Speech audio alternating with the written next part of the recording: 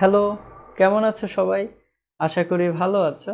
আজকের লেকচারে আমরা আলোচনা করব এনট্রপি নিয়ে। আশা করি আজকের লেকচারের পরে তোমাদের এনট্রপি নিয়ে যত রকমের কনফিউশন আছে সবটা দূর হয়ে যাবে। তাহলে চলো আর দেরি না করে আজকের লেকচারটি শুরু করা যাক। এনট্রপি সম্পর্কে প্রথম যে কথাটি বলতে হয় তা হচ্ছে কোনো সিস্টেমের বিশৃঙ্খলার পরিমাপক হচ্ছে এনট্রপি। অর্থাৎ তুমি কোনো একটা সিস্টেমের বিশৃঙ্খলাকে যার মাধ্যমে পরিমাপ করবা তাকেই বলা হবে এনট্রপি।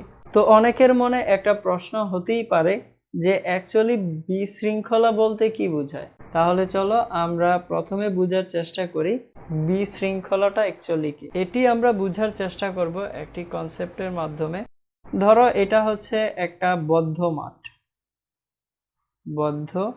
মাঠ অর্থাৎ যার চারদিক দেয়াল দিয়ে আবদ্ধ করা। তো এখানে আমরা কিছু মানুষকে সারিবদ্ধভাবে দাঁড় করিয়েছি, ধরে নিচ্ছে আরও কিছু মানুষ সারিবদ্ধভাবে আছে এবং আরও কিছু মানুষকে একসাথে সারিবদ্ধ অবস্থায় রাখা হলো।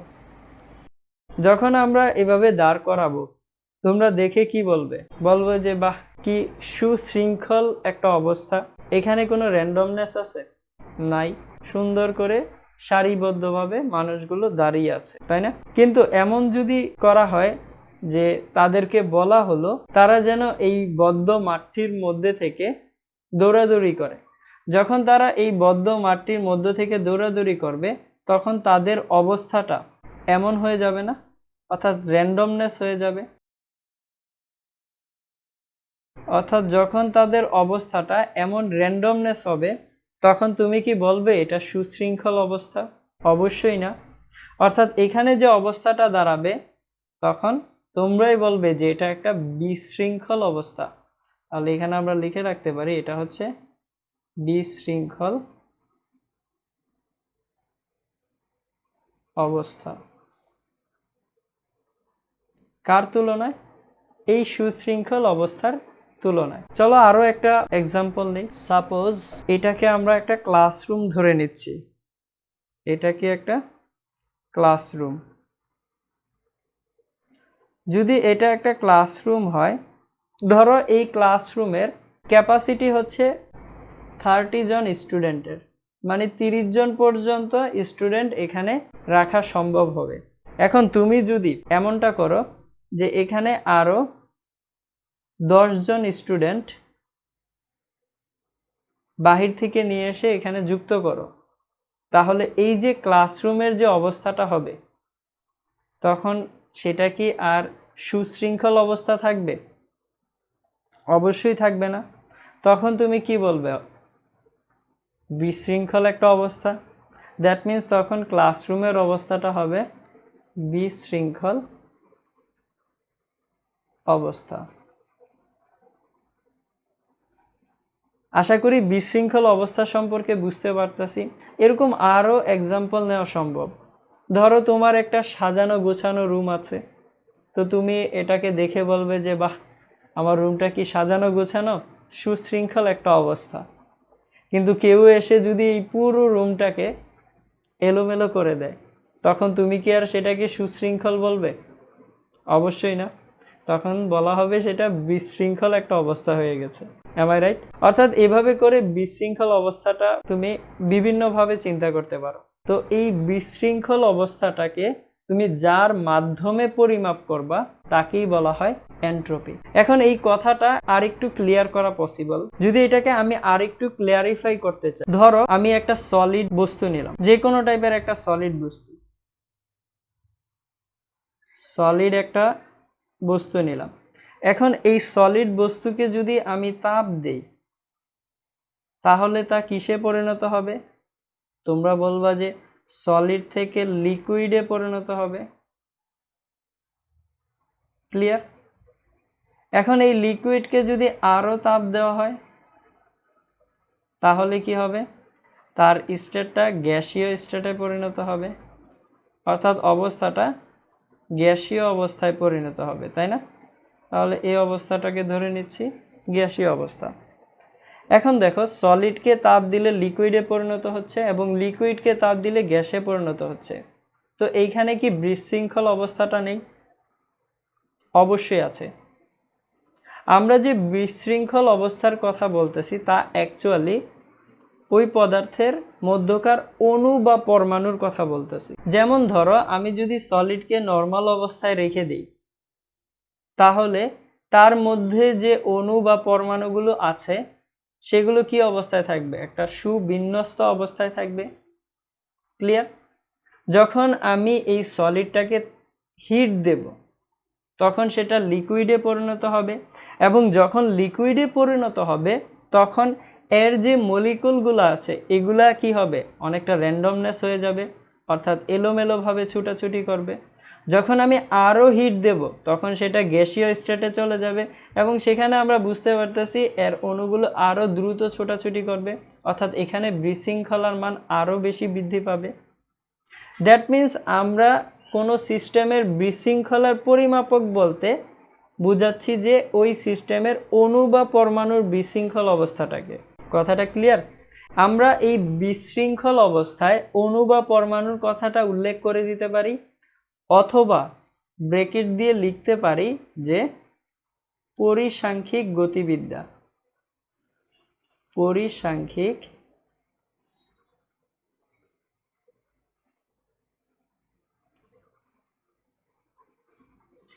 গতিবিদ্যা।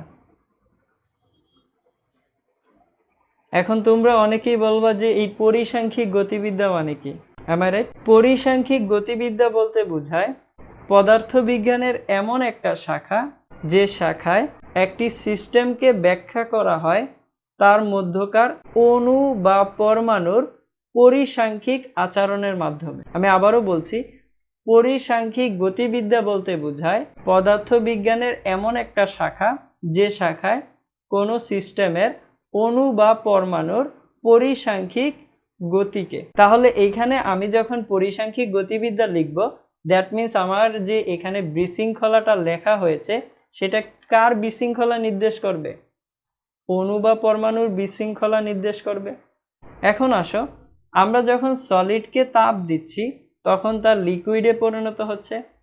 দ্যাট মিন্স সলিড থেকে যখন লিকুইডে যাচ্ছে তখন তার বিশৃঙ্খলা বৃদ্ধি পাচ্ছে, এবং বিশৃঙ্খলার পরিমাপক যেহেতু এন্ট্রপি, দ্যাট মিন্স এখানে আমরা বলতে পারি যখন আমি সলিডকে তাপ দিচ্ছি তখন এর এন্ট্রপির পরিমাণ বৃদ্ধি পাচ্ছে।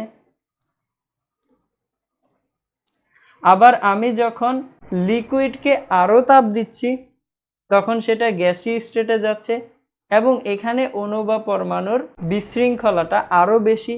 যেহেতু বিশৃঙ্খলাটা আরও বেশি, দ্যাট মিন্স এখানে এন্ট্রপির মান আরও বেশি বৃদ্ধি পাবে।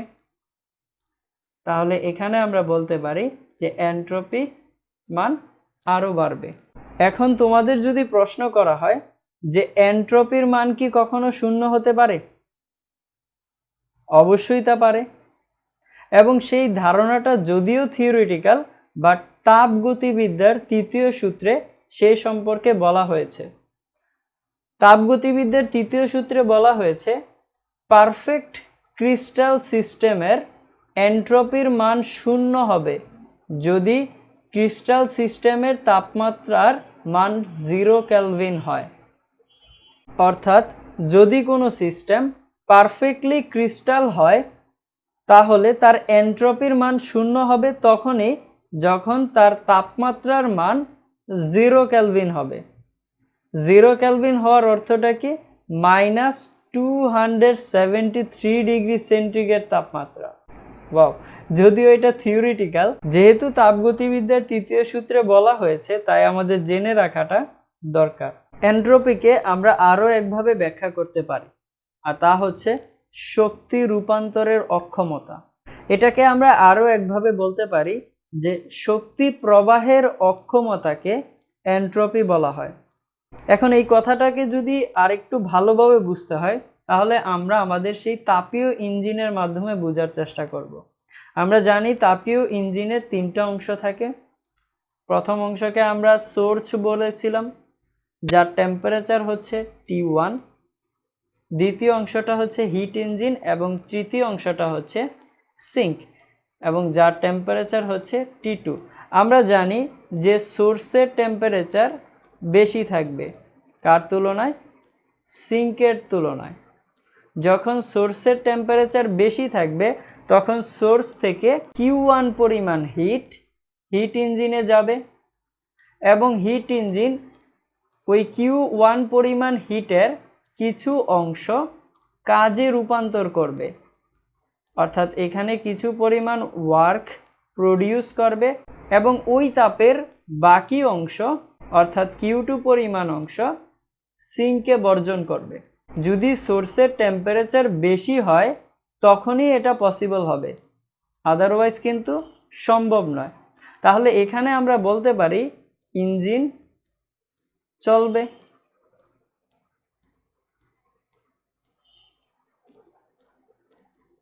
কিন্তু যদি এমনটা হয় যে সোর্সের টেম্পারেচার সিঙ্কের টেম্পারেচার দুইটাই সমান, যদি দুইটাই সমান হয় সেক্ষেত্রে কি ইঞ্জিন রান করবে? করবে না, কারণ সেক্ষেত্রে তো সোর্স থেকে কোনো হিট ফ্লোই হবে না। যেহেতু সোর্স থেকে হিট ফ্লো হবে না সিঙ্কের দিকে, দ্যাট মিনস সেক্ষেত্রে ইঞ্জিন চলবে না, অর্থাৎ এখানে ইঞ্জিন রান করবে না।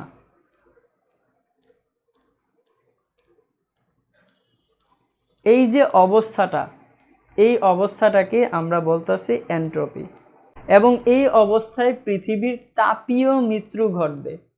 তাহলে আমরা এখানে আরও একটা লাইন স্টার্ট দিয়ে বলতে পারি, যদি এমন হয় যে সোর্সের টেম্পারেচার আর সিঙ্কের টেম্পারেচার সমান, তাহলে তো ইঞ্জিন চলবে না, এবং ওই অবস্থাতে পৃথিবীর তাপীয় মৃত্যু ঘটবে। অর্থাৎ আমরা স্টার দিয়ে লিখতে পারি এই অবস্থায়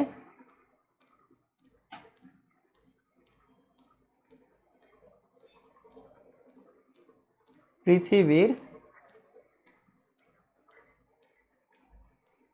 তাপীয় মৃত্যু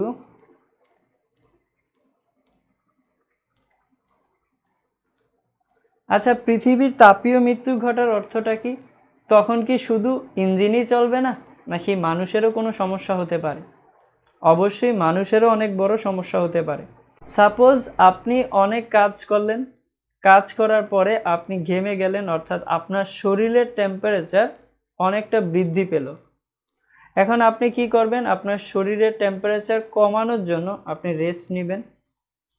যদি রেস্ট নেন তখন সেক্ষেত্রে কি হবে? আপনার শরীর থেকে পরিবেশে তাপ যাবে, এবং যার ফলে আপনার শরীরের টেম্পারেচার কমে যাবে, অ্যান্ড দেন আপনি একটা রিল্যাক্স ফিল করবেন।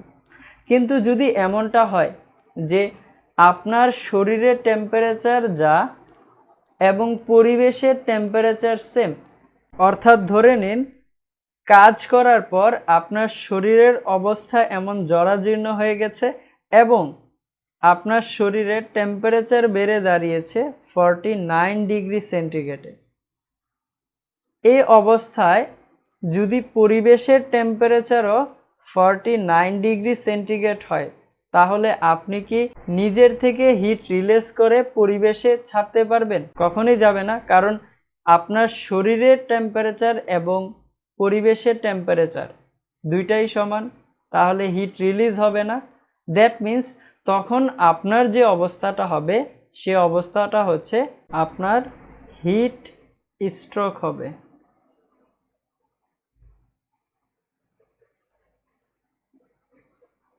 এটা হার্ট স্ট্রোকের মতোই। যখন পৃথিবীর তাপীয় মৃত্যু হবে তখন পৃথিবীতে থাকা সকল প্রাণীর হিট স্ট্রোক ঘটবে, এবং সেই সময় আপনি বড় জোর 2 থেকে 3 ঘন্টা বেঁচে থাকতে পারবেন। তাহলে অবস্থাটা কিন্তু অনেক ভয়াবহ একটা অবস্থা। এন্ট্রপি সম্পর্কে আরও একটি ভয়ানক সত্য কথা হচ্ছে, আমরা আমাদের দৈনন্দিন জীবনকে সুন্দর করার জন্য প্রতিনিয়ত এন্ট্রপির মান বাড়াচ্ছি। এখন অনেকে প্রশ্নই করতে পারেন যে অ্যাকচুয়ালি কিভাবে বাড়াচ্ছি। তার অনেক এক্সাম্পল আছে, তার মধ্যে থেকে আমি কয়েকটা এক্সাম্পল নিয়ে আলোচনা করি, বাকিগুলো আপনারা অটোমেটিক্যালি ধরতে পারবেন। ধরেন আমরা যদি চায়ের কথা বলি, চা তো সবাই পান করি, তাই না? আপনার কি পছন্দ নাকি কফি পছন্দ? জানাবেন কমেন্ট করে।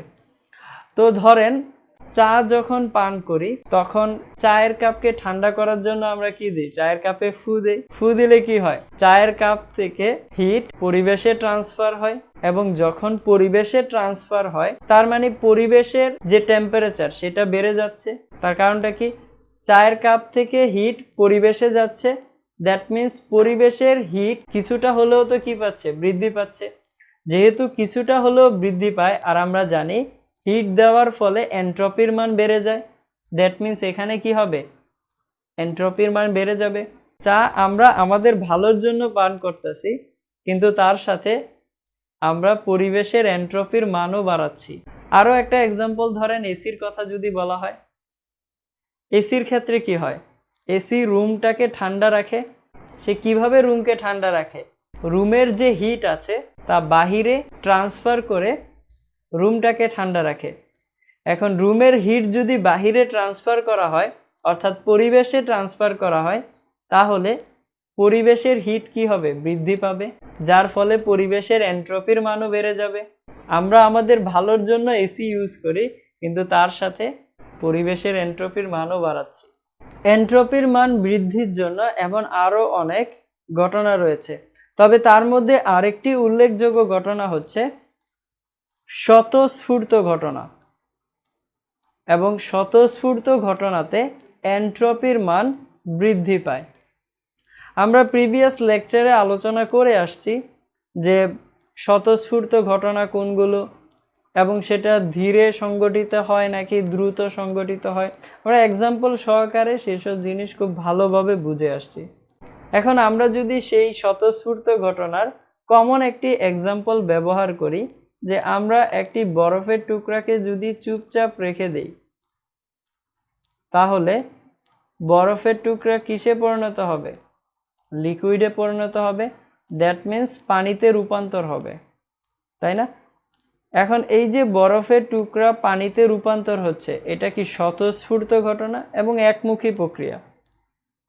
এবার আপনাকে যদি প্রশ্ন করা হয় যে বরফের টুকরার অণুগুলোর বিশৃঙ্খল অবস্থা বেশি নাকি পানির অণুগুলোর বিশৃঙ্খল অবস্থাটা বেশি, আপনারা সবাই অ্যান্সার দিবেন যে বরফের টুকরা অণুগুলো সুশৃঙ্খল অবস্থায় আছে, কিন্তু পানির অণুগুলো বিশৃঙ্খল অবস্থায় আছে।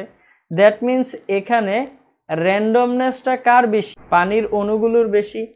যেহেতু পানির অণুগুলোর র্যান্ডমনেস বেশি, দ্যাট মিন্স এর এন্ট্রপির মান বেশি হবে।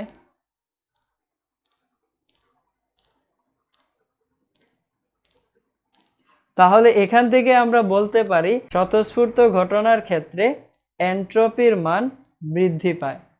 এবার আমরা আলোচনা করব এন্ট্রপি মানের গাণিতিক কনসেপ্ট নিয়ে। তো শুরুতেই যে কথাটা বলতে হয় তা হচ্ছে পরিবেশে এন্ট্রপি মাপা যায় না, তবে আমরা যা নির্ণয় করি তা হচ্ছে চেঞ্জ ইন এন্ট্রপির মান, অর্থাৎ এন্ট্রপির পরিবর্তনের মান। তাই একে প্রকাশ করা হয় ডেল্টা এস অথবা ডিএস দ্বারা, যেখানে এস মানে হচ্ছে এন্ট্রপি এবং ডেল্টা বা ডি দ্বারা এর পরিবর্তনটাকে বোঝায়।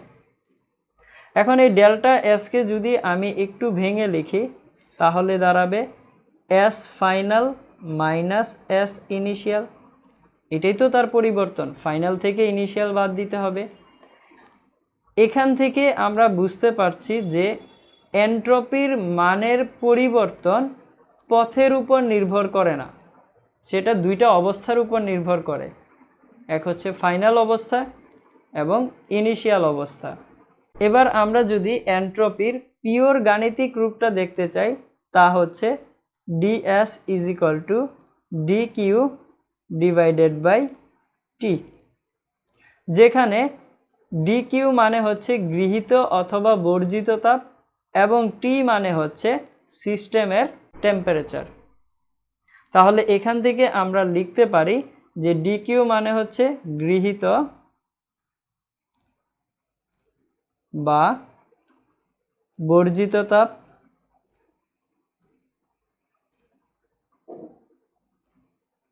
এবং টি মানে হচ্ছে সিস্টেমের পরম তাপমাত্রা।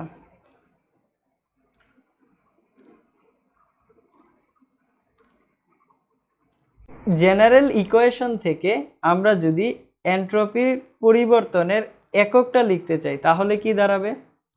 তাহলে একক ইজ ইকুয়াল টু আমরা বলতে পারি তাপের একক হচ্ছে জুল এবং তাপমাত্রার একক হচ্ছে কেলভিন। তাহলে এখানে দাঁড়াবে জুল কেলভিন ইনভার্স 1 এবং এর মাত্রা কি হবে? মাত্রা দাঁড়াবে, যেহেতু তাপ এক প্রকার শক্তি, দ্যাট মিন্স শক্তির মাত্রা নিচে হবে কেলভিনের মাত্রা। তাহলে এখান থেকে আমরা লিখতে পারি এন্ট্রপির পরিবর্তনের মাত্রা হবে mL স্কয়ার টি ইনভার্স 2, যেটা হচ্ছে শক্তির মাত্রা, ইন্টু কেলভিন ইনভার্স 1, যা হচ্ছে টেম্পারেচারের মাত্রা। তাহলে এটাই হচ্ছে এন্ট্রপির পরিবর্তনের মাত্রা। এখন আমরা ভালোভাবে দেখতে পাচ্ছি যে এই এন্ট্রপির মানের পরিবর্তন ডিকিউর উপর ডিপেন্ড করছে। ডিকিউ মানে কি? গৃহীত তাপ অথবা বর্জিত তাপ। আমরা জানি যে কোনো সিস্টেমের উপরে যদি তাপ দেওয়া হয় বা বর্জন করা হয় তাহলে ওই সিস্টেমের দুই রকমের পরিবর্তন হতে পারে। প্রথমটা হচ্ছে তাপমাত্রা অপরিবর্তিত রেখে অবস্থার পরিবর্তন হতে পারে। তাহলে এখানে আমরা লিখে নেই যে প্রথম পরিবর্তনটা হতে পারে তাপমাত্রা অপরিবর্তিত রেখে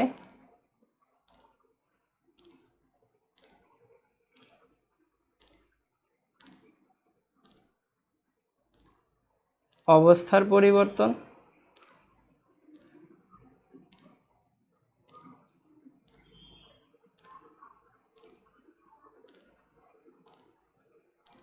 এবং দ্বিতীয়টি হচ্ছে অবস্থা অপরিবর্তিত রেখে তাপমাত্রার পরিবর্তন।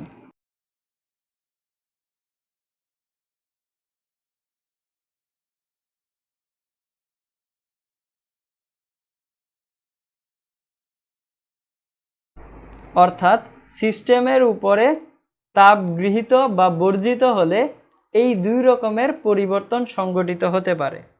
আমরা জানি যে তাপমাত্রা অপরিবর্তিত রেখে যদি অবস্থার পরিবর্তন হয় সেক্ষেত্রে সুপ্ততাপের ঘটনাটা আসে। দ্যাট মিন্স এখানে ডিকিউর যে মান হবে তা হবে mLF অথবা mLV। LF বলতে আমরা কি বুঝি? LF মানে হচ্ছে বরফ গলনের আপেক্ষিক সুপ্ততাপ এবং LV মানে হচ্ছে বাষ্পীভবনের আপেক্ষিক সুপ্ততাপ। দ্যাট মিন্স এখানে ডিকিউর জায়গায় হবে mLF অথবা mLV, আর বাকি যা আছে সেম। দ্যাট মিন্স DS হবে mLF divided by T is equal to mLV divided by T। Clear? Second কেসে আসি, যে যদি অবস্থা অপরিবর্তিত রেখে তাপমাত্রার পরিবর্তন হয় তাহলে কি হবে? তাহলে হবে DS is equal to dQ by T, যেখানে dQ মানে হচ্ছে ms dt বাই T। আমরা জানি যে অবস্থা অপরিবর্তিত রেখে তাপমাত্রার পরিবর্তন হলে ডিকিউর মান হয় ms ইন্টু dt। তাহলে এবার আমরা যদি একে ইন্টিগ্রেশন করি এবং এন্ট্রপির পরিবর্তন যদি ধরা হয় ইনিশিয়াল থেকে ফাইনালে, ইনিশিয়াল এন্ট্রপি যখন ছিল তখন তাপমাত্রা যদি হয় T1 এবং ফাইনাল এন্ট্রপির সময় তাপমাত্রা যদি হয় T ফাইনাল, তাহলে এখান থেকে লেখা যাবে S final minus S initial is equal to ms তো কমন বাহিরে চলে আসবে T1 2T2 dt by T। এবার ডিটি বাই টিকে ইন্টিগ্রেশন করলে আমরা জানি লন টি আসবে, that means S F minus S I is equal to M S ln T two by T one. আমি ডিরেক্ট লিখে দিলাম, আশা করি এটা সবাই বুঝতে পেরেছেন। ক্লিয়ার? এটাই হচ্ছে যদি অবস্থা অপরিবর্তিত রেখে তাপমাত্রার পরিবর্তন করা হয় তাহলে তার এনট্রপির মানের পরিবর্তন, এবং এটা হচ্ছে যদি তাপমাত্রা অপরিবর্তিত রেখে অবস্থার পরিবর্তন করা হয় তাহলে এনট্রপির মানের পরিবর্তন। আশা করি এই দুইটা কেস সবাই ভালোভাবে বুঝতে পেরেছি। এবার আমরা আলোচনা করব প্রত্যাগামী প্রক্রিয়ায় এনট্রপির পরিবর্তন নিয়ে।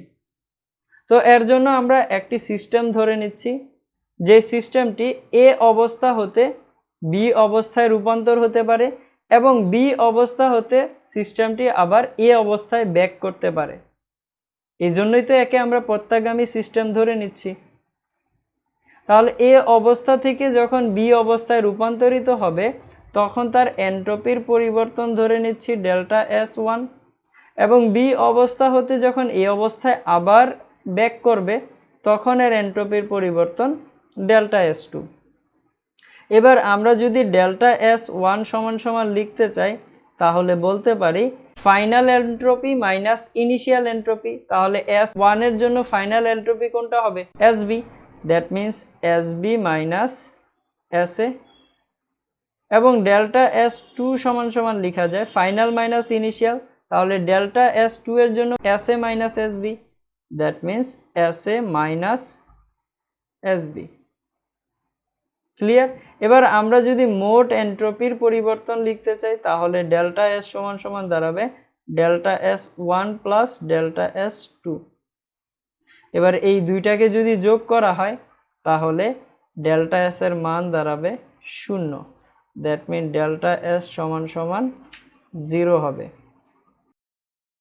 অর্থাৎ ডেল্টা এস সমান সমান 0 দ্বারা বোঝাচ্ছে প্রত্যাগামী প্রক্রিয়ায় এনট্রপির মানের পরিবর্তন স্থির থাকে অথবা 0 হয়।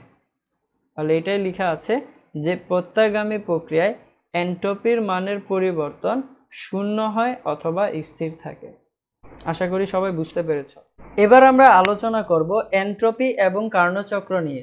আমাদের সামনে কার্নোচক্রের একটি পিবি গ্রাফ দেওয়া আছে এবং যে গ্রাফটি আমাদের সবার পরিচিত। গ্রাফের এবি প্রসেসটি হচ্ছে সমষ্ণ প্রক্রিয়ার প্রসারণ, বিসি প্রসেসটি হচ্ছে রুদ্ধতাপীয় প্রক্রিয়ার প্রসারণ, সিডি প্রসেসটি হচ্ছে সমষ্ণ প্রক্রিয়ার সংকোচন এবং ডিএ প্রসেসটি হচ্ছে রুদ্ধতাপীয় প্রক্রিয়ার সংকোচন। এবি প্রসেসে সিস্টেম তাপ গ্রাহক হতে Q1 পরিমাণ তাপ গ্রহণ করে এবং T1 তাপমাত্রায় স্থির থাকে। বিসি প্রসেসে এর তাপের পরিবর্তন হয় 0 এবং এখানে তাপমাত্রার চেঞ্জ হয় T2। সিডি প্রসেসে ওই তাপমাত্রার মান কনস্ট্যান্ট থাকে, দ্যাট মিন্স T2 কনস্ট্যান্ট থাকবে, বাট সিস্টেম তাপ গ্রাহকে Q2 পরিমাণ তাপ বর্জন করে। এবং ডিএ প্রসেসে তাপমাত্রা পরিবর্তিত হয়ে হয় T1, কিন্তু এখানে তাপের পরিবর্তন হয় 0। এবং আমরা যদি এনট্রপির যে ইকুয়েশনটা আছে তা লিখতে চাই, আমরা জানি এনট্রপির জেনারেল ইকুয়েশন হচ্ছে ds is equal to dq divided by t. এবার এই জেনারেল ইকুয়েশনটির মাধ্যমে আমরা প্রত্যেকটি প্রসেসের জন্য এনট্রপির মানের পরিবর্তন নির্ণয় করব। এবার আমরা যদি এবি প্রসেসের দিকে তাকাই তাহলে দেখব এবি প্রসেসে এনট্রপির পরিবর্তন কত হবে।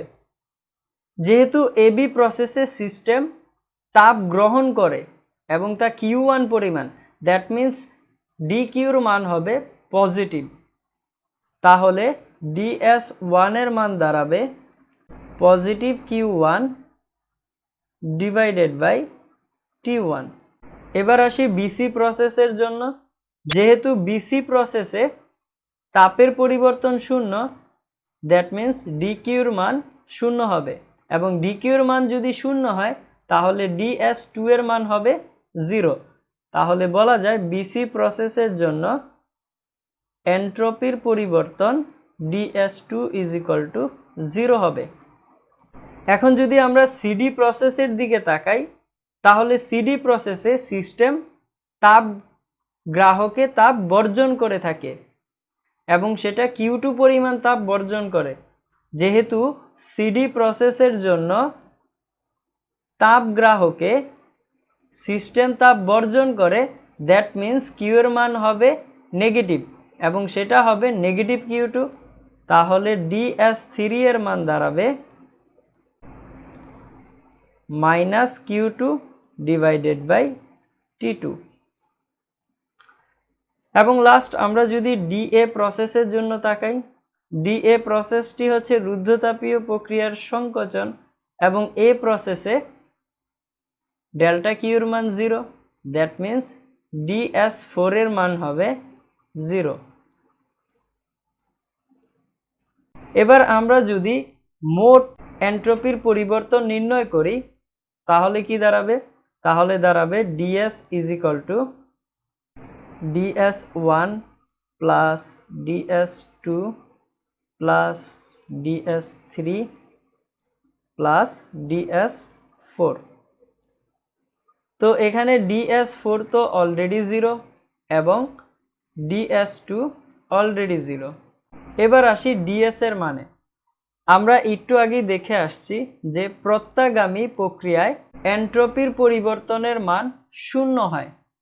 যেহেতু প্রত্যাগামী প্রক্রিয়ায় এন্ট্রপির পরিবর্তনের মান 0 হয় এবং কার্নো চক্র একটি প্রত্যাগামী চক্র, দ্যাট মিন্স এই DS এর মান 0 হবে। তাহলে এখানে এই DS এর মানও 0 হবে। এবার তাহলে বাকি মানগুলো আমরা ইনপুট করে দিই।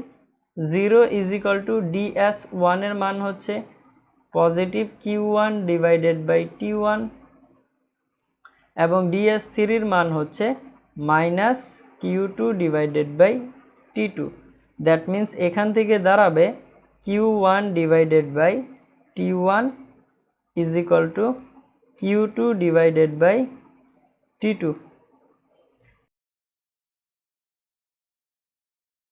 এবং এটি হচ্ছে কার্নো চক্রের জন্য প্রত্যাগামী প্রক্রিয়ার শর্ত।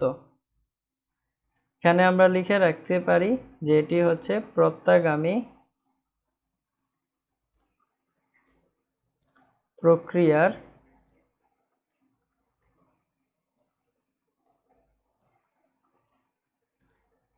শর্ত। এবং এখান থেকে আবারও আমরা বলতে পারি যে প্রত্যাগামী প্রক্রিয়ায় এন্ট্রপির মান স্থির থাকে। আশা করি সবাই বুঝতে পেরেছেন। এবার আমরা অপ্রত্যাগামী প্রক্রিয়ায় এন্ট্রপির পরিবর্তন নিয়ে আলোচনা করব। তো তার জন্য আমাকে একটি ডায়াগ্রাম ড্র করে নিতে হবে। ধরে নিচ্ছি এ হচ্ছে সিস্টেম এবং বি হচ্ছে সিঙ্ক।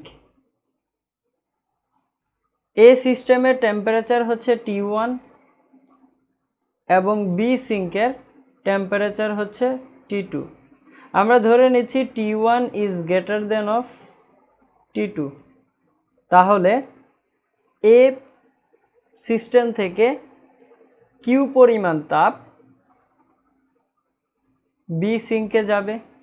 এবার আমরা যদি এ সিস্টেমের জন্য এন্ট্রপির পরিবর্তন লিখতে চাই তাহলে ΔS1 = দাঁড়াবে -Q / T1। -Q কেন হয়েছে? তার কারণ হচ্ছে যেহেতু এ সিস্টেম কিউ পরিমাণ তাপ বর্জন করছে, তাই এজন্য তাপের পরিবর্তন হয়েছে নেগেটিভ। এবং বি সিঙ্কের জন্য এন্ট্রপির পরিবর্তন হবে ΔS2 = পজিটিভ কিউ / T2। এখানে পজিটিভ কিউ কেন? তার কারণ হচ্ছে ওই পরিমাণ তাপ সিঙ্ক গ্রহণ করছে। যেহেতু সিঙ্ক গ্রহণ করছে তাই তাপের পরিবর্তন হবে পজিটিভ। এখন মোট এন্ট্রপির পরিবর্তন কি হবে? মোট এন্ট্রপির পরিবর্তন হবে ΔS = ΔS1 + ΔS2।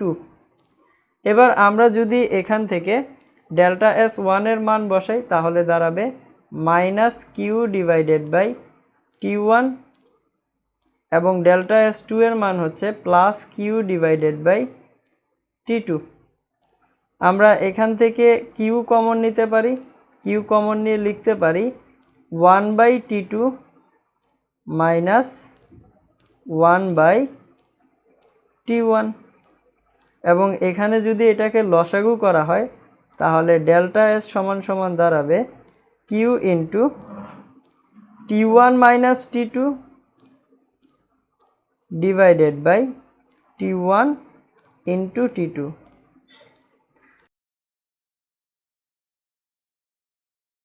তাহলে এখান থেকে আমরা দেখতে পাচ্ছি অপ্রত্যাগামী প্রক্রিয়ায় এন্ট্রপির পরিবর্তনের মান বৃদ্ধি পায়। কেন বৃদ্ধি পায়? তার কারণ হচ্ছে এখানে T1 তাপমাত্রাটা বেশি ধরে নিয়েছি, বেশি থেকে যদি আমরা কমকে বাদ দিই দ্যাট মিন্স ডেল্টা S এর মান তো পজিটিভই আসবে, যেহেতু পজিটিভ হবে দ্যাট মিন্স এর মান বৃদ্ধি পাবে। তাই আমরা এখান থেকে বলতে পারি যে অপ্রত্যাগামী প্রক্রিয়ায় এন্ট্রপির পরিবর্তন বৃদ্ধি পায়। এখন আমরা বিভিন্ন প্রক্রিয়ার জন্য এন্ট্রপির পরিবর্তন নির্ণয় করব। তো তার জন্য আমাকে তাপগতিবিদ্যার প্রথম সূত্র থেকে একটি জেনারেল ইকুয়েশন বের করতে হবে। তাহলে আমরা লিখে নেই তাপগতিবিদ্যার প্রথম সূত্র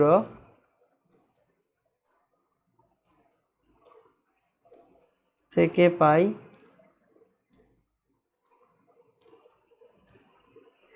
dq is equal to du plus dw। এখন এই ইকুয়েশনের আমি যদি উভয় পাশে ইন্টিগ্রেশন করি তাহলে নিশ্চয়ই কারো কোনো প্রবলেম থাকবে না। তো এখন আমি এই ডিকিউকে লিখতে পারি ds ইন্টু টি। কারণ কি? কারণ হচ্ছে আমরা জানি ds is equal to d q by t, তাহলে ডিকিউ সমান সমান ds ইন্টু টি লেখা যায় এবং ডিইউ সমান সমান আমরা জানি যে ncv dt প্লাস dw সমান সমান p ইন্টু dv। এবার টি দ্বারা আমি এটাকে ভাগ করে দেব, যদি ভাগ করে দেই তাহলে দাঁড়াবে ds is equal to ncv common হয়ে যাবে এবং এখানে থাকবে dt by t plus p কে লেখা যাবে nRT by v into d v by t. তাহলে এখান থেকে টি ক্যান্সেল আউট করা যায়। যদি টি ক্যান্সেল আউট করা যায় তাহলে বাকি যা থাকবে আমরা তো অবশ্যই লিখব, তার আগে লিমিটটা বসিয়ে নেই। ধরে নেই এখানে এন্ট্রপির পরিবর্তন হচ্ছে S1 থেকে S2 তে এবং টেম্পারেচারের পরিবর্তন হচ্ছে T1 থেকে T2 তে। আয়তনের যে পরিবর্তন সেটা হচ্ছে V1 থেকে V2 তে। তাহলে আমরা এখান থেকে লিখতে পারি যে ডেল্টা S সমান সমান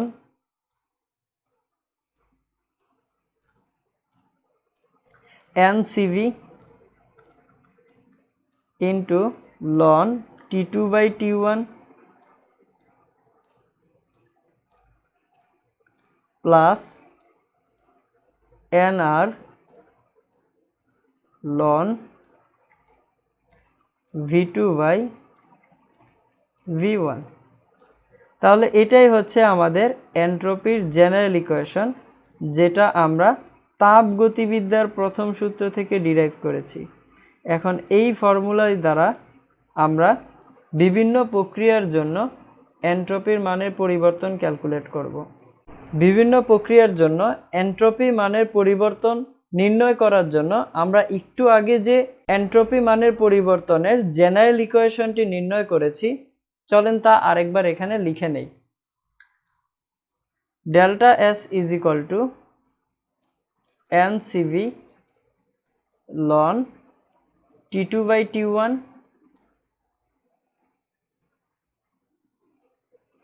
plus NR ln V2 by V1।